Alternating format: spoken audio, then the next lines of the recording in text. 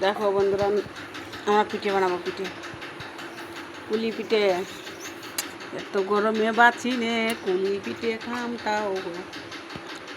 দেখো দেখো, নারকেল কুড়া হইয়া গেল, নারকেল কুড়া হইয়া গেল।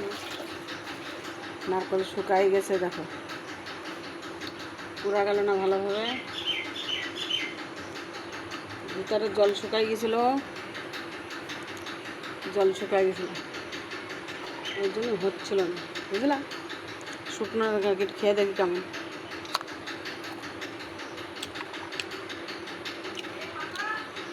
মিষ্টি রস নেই।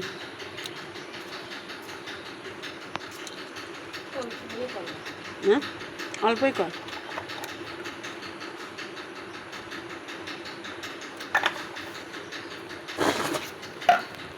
অল্পই থাক। নারকেলের জল শুকাই গেছে, কিন্তু মিষ্টি আছে। কুলি পিঠা হবে, কুলি পিঠাও শেয়ার করবো, ঠিক আছে?